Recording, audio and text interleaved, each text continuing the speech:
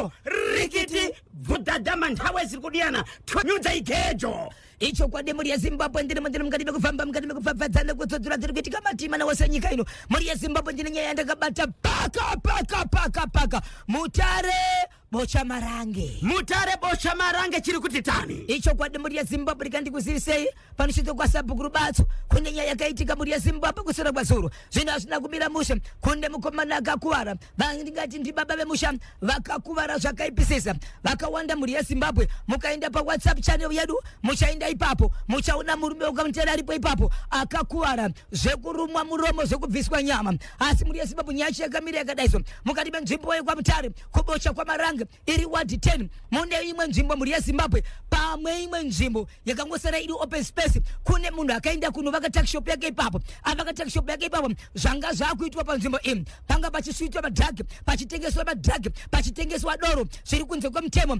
uye zvekutengesa kwacho vanhu vakafanana nekanzuro vaisatoziva kuti izvo mudhuri wakamira apa wakaiswa nani ndewani uye zvavakatarisa mabhuku mavo manga musina chivakwa ichi vagari vemunzvimbo muri ya Zimbabwe pavakaona zviri kuitika izvo vakaenda kunopasa ipapo zvokuti vazive chinhu ichi vakatomboda kumira vachitizvo zvamaita imhosva kuti pwanyira chinhu chedu uyezve paigara mumwe murume nemukadzi umwe murume aigara ipapo aizogara nemukadzi akanga aripo ipapo hama dzemurume uyu dzikauzitora murume dzichiti mwana wedu uya kunoku haungagari nemukadzi uyu uchiita zvinhu zvakadai mukati menzvimbo vakawanda vairwadzwa nazvo chikonzero vasikana vemurodhi vanotengesa muviri vauya kuzomira ipapo nzvimbo yanga isisina respect yanga isaremekedzeke nokuda kwezvaitika ipapo vanhukadzi vakawanda vaichema chikonzero varume vavo vaipera nekuti rwari panzvimbo apo uyezve muchitengeswa zvinhu zvinodhaka zviri kurambwa nemutemo wenyika kuti pasi nemadrugs ichokwadi ichocho so zvadaro muri ya Zimbabwe pachakapazwa ndakwanisa kutaura nemutungamiriri anova mukansela wemukati menzvimbo ndiri mukati mekumubvunza kuti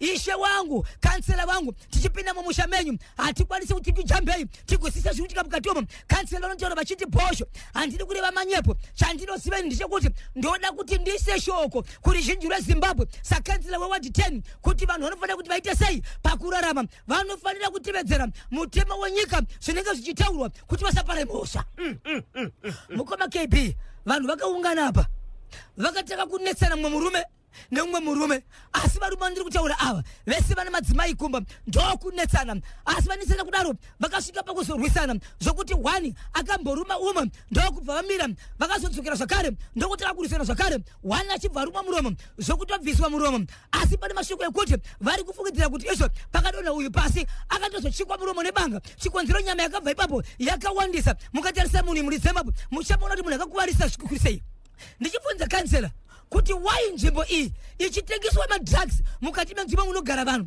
kansela vanotaura vachitiso patakaende pakutanga nzvimbo iyi yakapazwa hatina kuzoziva zvakare kuti pavakwa pane zviri kuitika ipapo sakutaura kuno kwatiri kuita mapurisa akapinda mukati chikonzero murume uyu paakatakurwa akaendeswa chipatara chekwa Mutare akandodzorwa zvakare achinzi chipatara chekwa Mutare panoda mari kuti aendeswe chipatara chihombe chiri mukati meguta reHarare nokuda kwokukuwara kwake asi kansela mashoko avo vanoti ndiri kukumbirawo vagari vemunzvimbo yeMutare muwadi 10 mandinotungamirira nzvimbo inosimudzirwa nemuvaridzi kana muchirega kana kutengesa madrugs munzvimbo muri kuuraya nzvimbo chikonzero vana vese vavo vari kurasika uyezve zivai kuti hakuna munhu anongomuka akaisa chivakwa chake ingave imba ingave shopu zvisipo pamutemo vari kuvanoona naizvozvo mukavaona uri kupai mapepa kana pasina bepa imhosva kutaura kuno kwatiri kuita vanhu vakakuwara baba Isabel mati baba ava vakakuwara muromo vakarumwa murokota wakachekwa muromo chii chakaitika vakaita noizi zvokurwisana zvokusvika pakurumwa muromo iyo yavafungidziro yekuti vari kufunga kuti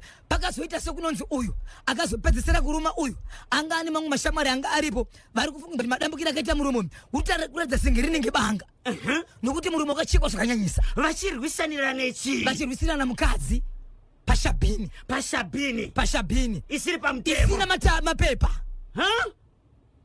aina tsamba muchida kuona makuvariro akaita baba ava pikicha iripo pa National FM WhatsApp channel tamangani endani kune avo vasati vajoina munongotumira Israel kuti link pa 0713938538 0713938538 pamwe chete ne 0712393852 0712393852 regaite tsudzura ipapa Isabel icho kwa demori ya Zimbabwe paka ndapindira muri yeZimbabwe nyaya ndakutaura pana pai ndepa gwanda muri yeZimbabwe pane nyaya inosuwisa ina baba nemwana vakasungwa nekupomerwa mhosva yekubata mwanasikana ane 16 years chibharo. Mwanasikana ane 16 years akatozoonekwa kuti mwana uyu ane chirwere chepabonde.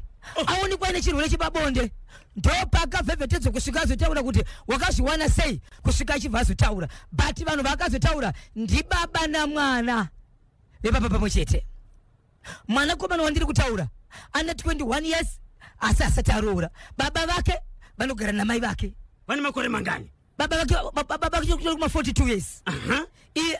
Not 42, 52 years. Baba wane 52 years. Mwana wao ane 21 years. Mwanasikana ukubatwa chibharo akura sei? Ane 16 years.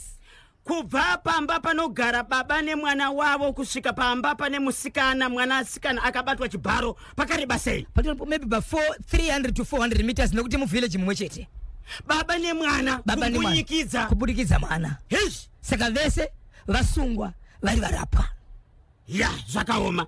Mwana sikana uyu akawanikwa ane chirwere chepabonde ari kurapwa iye pamwe chete na baba ava vari kurapwa zvakare. Ende zvakatozoonekwa kuti ndizvo chikonzero amai ava vakatozotaura kuti handingarambe chikonzero chirwere ichi chaonekwa pamwana uyu neniwo ndiri kuchirwara. Ya zvakaoma chokwadi. Igwanda ende ndicho nyaya yakafanana nayo zvakare yakaitika kuShurugwe mukoma KP. KuShurugwe zvakare kune nyaya yakaitika yekuti kune mwanasikana form 4 mwana uyu anonzi akadzokorora about 3 times achidzoka pachikoro. Mwana uyu iko zvinozvo ane 20 years dzekuberekwa but ari form 4 pachikoro apa. Mwana uyu achibva batwa nechirwere chakare chepabonde.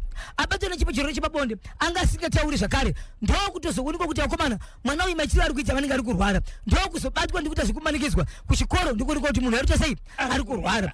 Akurwara kudaro ndopakashedzwa vabereki vake vachibereka chibva vashedzwa zvikanzi taura nyaya iyi ndokutaura nyaya inzoda kutaura pamukoma KP iri kurwadza yachemedza madzimai munzvimbo inogara mwana wayo chikoro ichi ndechekumusha.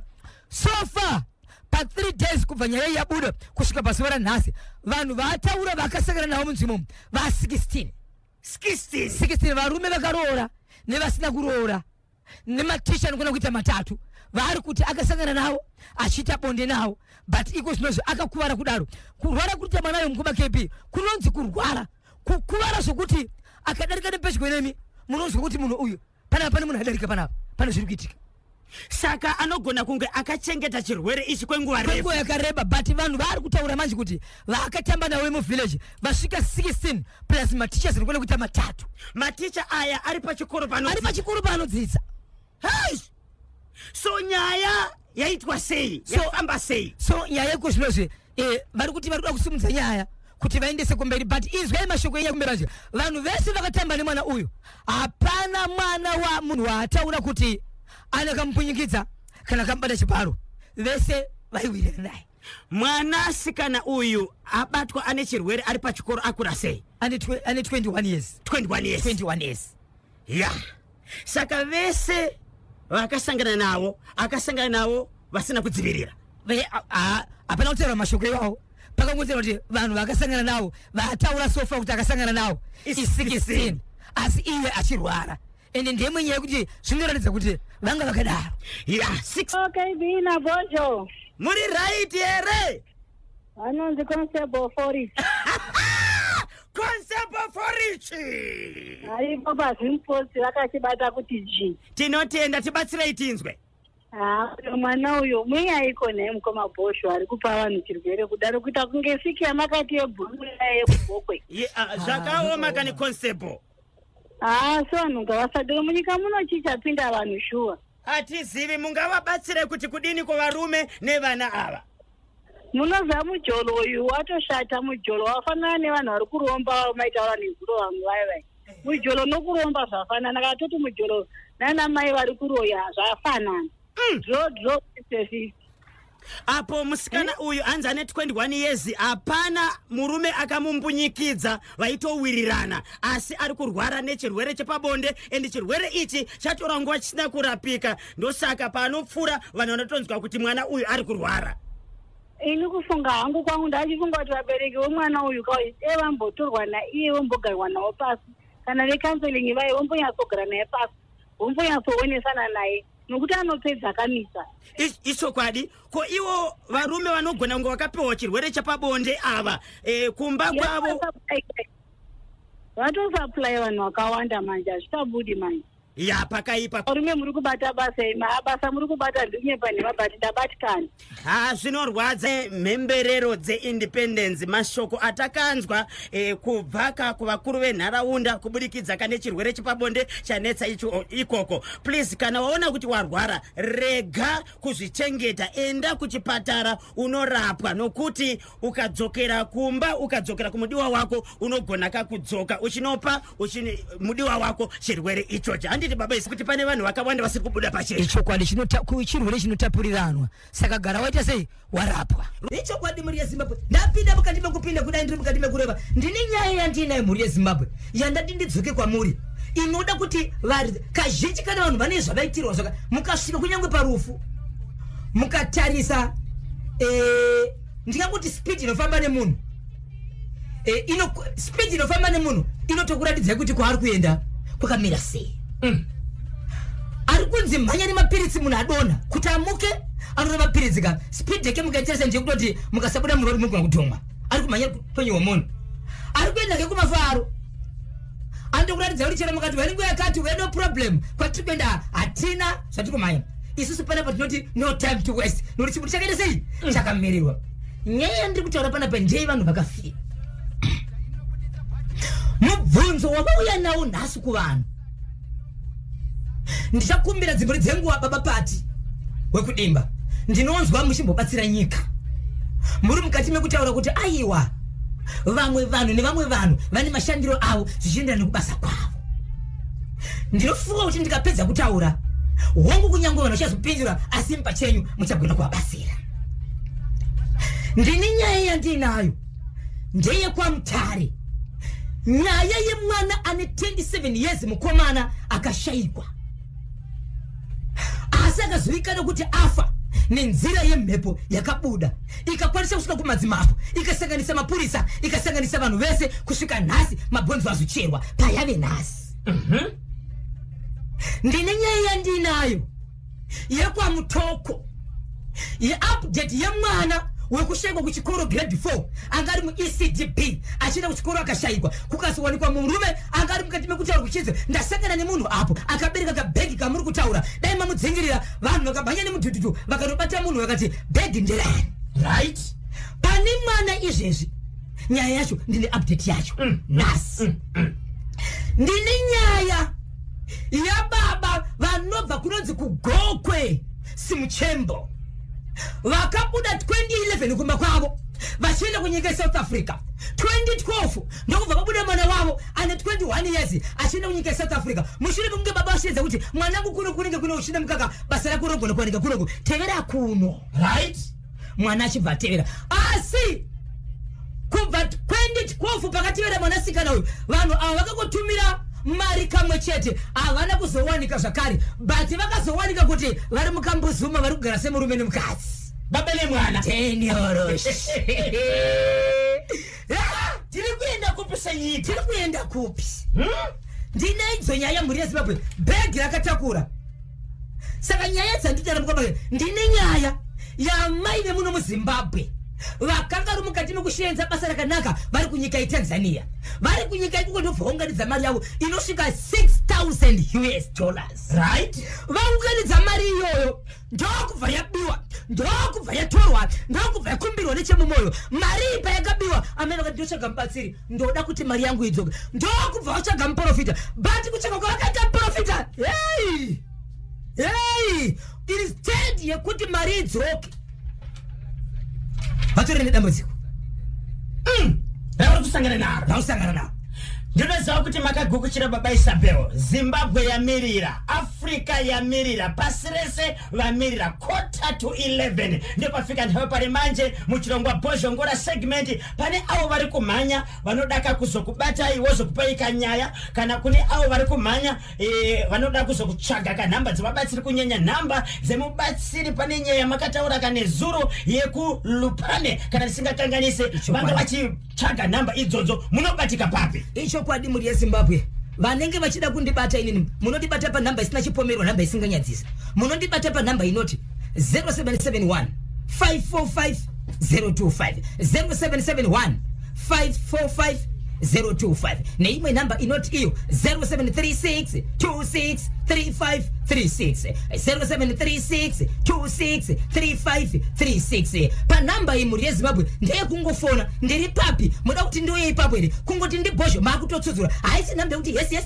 ndepi zvakamira sei uye zvekana mune zvamuri kufungidzira ndinoziva zvamunofungidzira ndichataura ndichikupai musati mafona pai kana muchitsvaga izvo garai matora ballpoint nepepa mukangoti ndini badzi ndikati dziri namba ndakutoshedzera makutonyora uyezve musashandisa foni dzatiri kushandisa isusu kudzinyora zvinotikuwadza nzeve tinotenda musati nguva ino muri yeZimbabwe kwa mutoko inyaya yemwana ane 4 years zokuberekwa mwana uyu wandiri kutaura muri yeZimbabwe takataura nyaya iyi ndofunga tatu kuma 3-4 months tambotaura nyaya iyi apa inenge iri mukati mukudzoka vamwe vaigara vachibvunza mukoma kebi muchimereka mameseji vateereri manyama vachibvunza kuti nyaya yemwana uya yamira sei nyaya yemwana uya uyu yapapi nyaya yandiri kutaura ndiye mwana ari grade 4 aienda ku ECDB ane 4 years mwana uyu achienda kuchikoro mwana uyu aizika nokudzoka nguva dzakafanana nekuma past 12 masikati asi vasvika kuma past 4 dzemanheru vakuru vakutodzoka vadiki vadzoka kare zvakaita kuti vauti mwana asi kuwanika nokuti panguva yakadzoka vamwe haana kudzoka vakafunga kuti achadzoka nevamwe vapi vakuru vasina kuona kuti mwana hasa kudzoka kusvika vazoshaya kuti mwana asi kuwanika kusvika varara usiku sasingamuwani mwana then mangwana vari mukati mekutsvaga mwana akashayikwa musi wa 22 ndokuzowanika musi wa 23 yandiri kutaura iyi zvaita izvo saizvo muri yeZimbabwe vari mukati mekutsvaga vakasangana nemukati mekufamba nemumwe munhu aitofamba zvikanzi matiri kutsvaga mwana akaita sei so handiri kutsvaga mwana akadai so asi ane kabhegi kerudzi rwakati kaakabereka kumusana kanoenderana nezera rake vadaro zvikanzi vamwe mai dai mafamba nerodi ishi ndasangana nemumwe murume anga achifamba spidi yakanyanyisa asi kufamba kwaanga achiita anga akabereka kabhegi kemwana mudiki kakafanana naikoko vanhu nzvimbo yavanga vari vakafungira kuti kwanga uchionekwa munhu nemafambiro ake vakazoona kuti vanogona kusambata ndokubva vakumbira mumwe varume vakanga varipo vanga vane mutututu ndokubva vatevera varume mututu zvechokwadi vachisvika murodi vakabata murume uyu aine kabhegi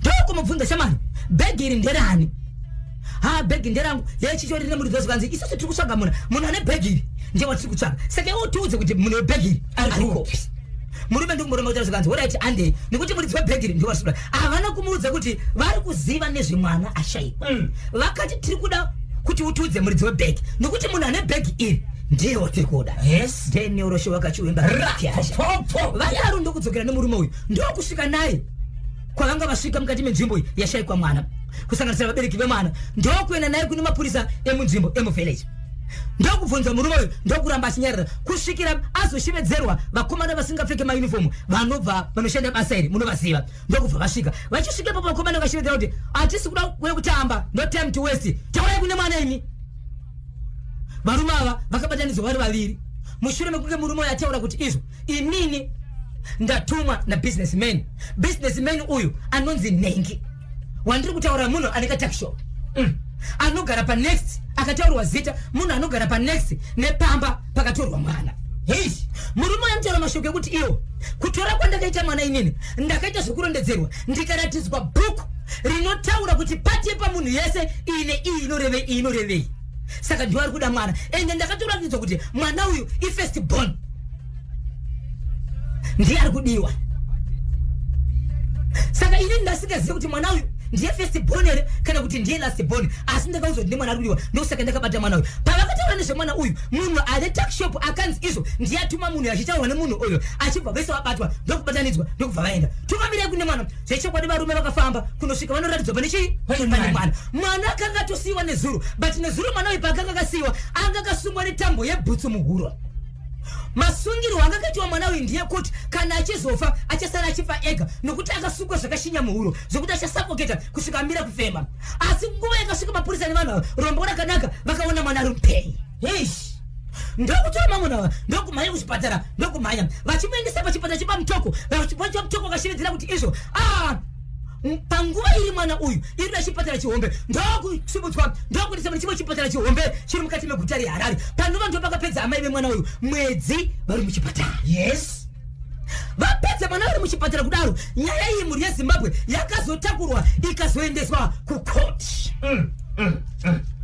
Yaendeswa kukoti. Vachisvika mukoti munhu akataura nyaya yekuti ndatumwa haana kuzotaura nyaya yekuti ndakatumwa zvanzi zvese zvandaitaura zveshe ndaingotaura manyepo zvinhu zvindaizviitira ndega handina munhu akandituma. Alright, vabereki vemwana vari kuchema nyaya yekuti panenge pane kugezera kana kuti pane zvakaitika nokuti umboni zvinhu zvakataurwa pakutanga nemunhu uyu charatidza kuve chokwadi ende hazvizikanwa nemunhu zvinogona kuchizikanwa nemuvakidzani wedu.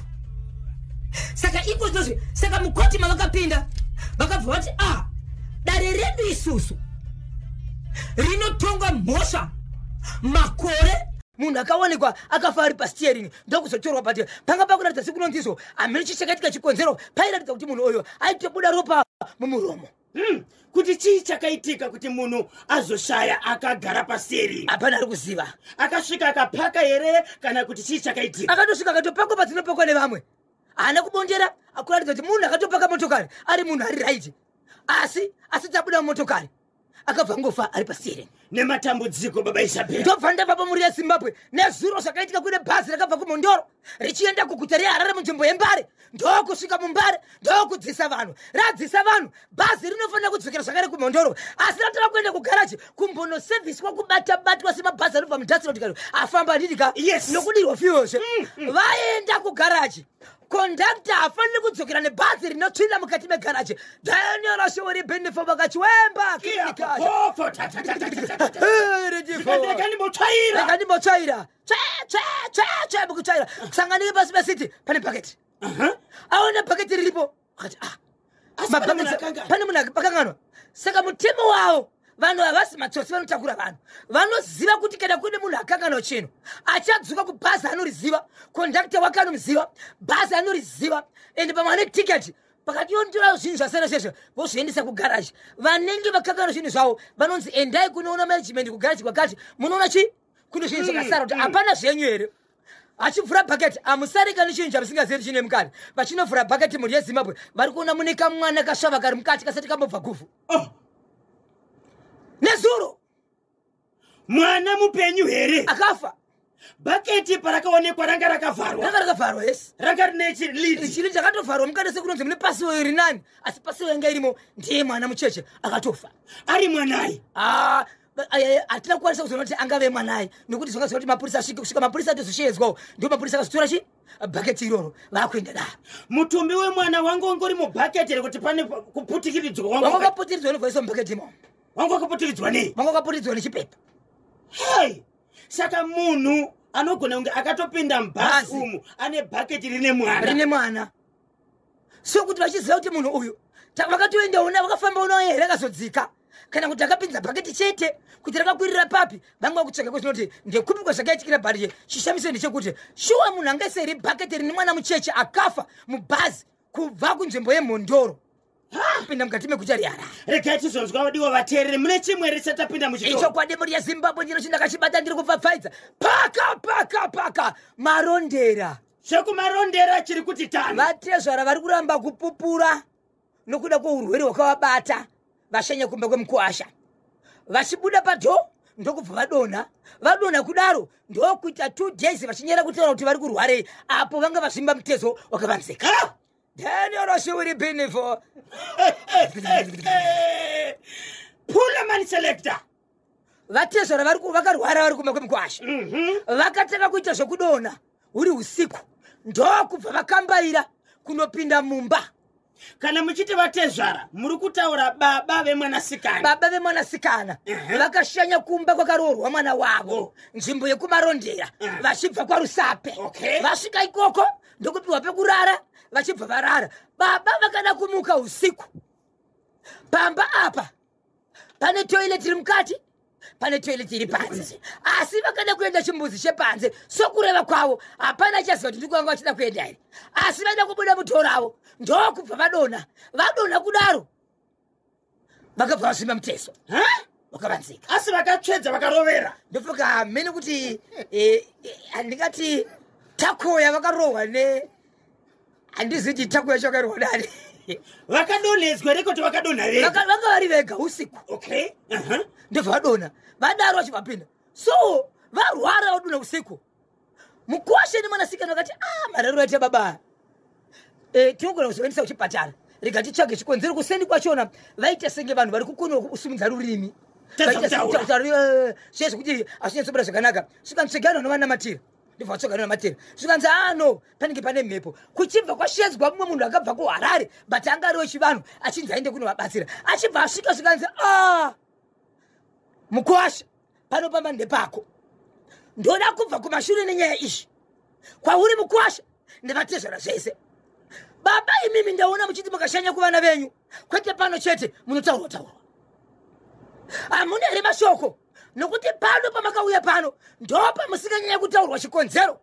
Mukwasha wanyu pano ane rimwe basa ripamusoro raanoshanda, asi anotaura, asi hataure. Ndinomuvanza kutaura ibasa raanoshanda. Svikanzi yes, vanondidaro svikanzi right. Iko zvinozvo Mukwasha ndoda kuti ugopo unofanira kuchiziva kuti baba vakuvara nei. Asi baba zvandoda kuti mugopora pano neniwo ndigokubatsirai. Pupurai, taurai baba. Taurai baba. Zvikanzi kudini atezvara. Baba vachibva vati kutaura ndingakwanisa kutaura, but kuti ndipopora izvi bheta ndife hangu handikwanisi kupepura. Asi iwe umubatsiri kana uchikwanisa kuti ndirarame unogona kutaura nemukwasha nemwana wangu. Kana pane zvavanoziva pandiri kuti ndirarame, inini pachangu handipupuri, bheta ndife.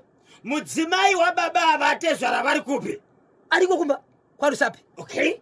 Ende pakazobuda mashoko ekuti vatezvara kuti vauya apa Mukwasha akafamba kana zvakawanda, asi baba vangasari kushanya uku nekuti vaizviita kana mwana wavaenda ikoko ndokubva vaita zvokuvadana. Baba huyai kunoko, tine zvotoda kukubatisai nokuti magara musingauya kuno. Ndokuita senge vadanirwa kuzopiwa girosari nezvimwe kusanganisira nemari, asi vaiziva kuti baba pavanorara pano vachazoita mabasa avo. Zimbabwe regaiti kuziviseni kuti baba vakaudzwa pachena kuti baba mune mushonga, asi mushonga wenyu unoshanda kuvanasikana chete. Vamwe vari kudzorwa pamba, vamwe vachidzikwa nevarume nenyaya yenyu yekuti imimi mune mushonga unonzi munyangunira. Vamwe vanouti mubobobo. Saka baba vari kushandisa kamushonga munyangunira uyu kuvana vavo. So pamba pakazogadzirwa Mukwasha vakadonhera kume kwaMukwasha. Mushure kuna kunopinda mbambe mwanasikana wavo Mukwasha ari maibambo. Zvikanzi baba mukapupura, ndaona muchita zveright. Apo baba vakazvimba zvemazimbiro avo ndati vakakuvara. Zimbabwe dai zvaibuda pachena, dai takuratidzai Denioroshi uri pinifo vakachwemba Kiminikacha. Dai zvaikwanisika kutumirwa paNational FM WhatsApp channel.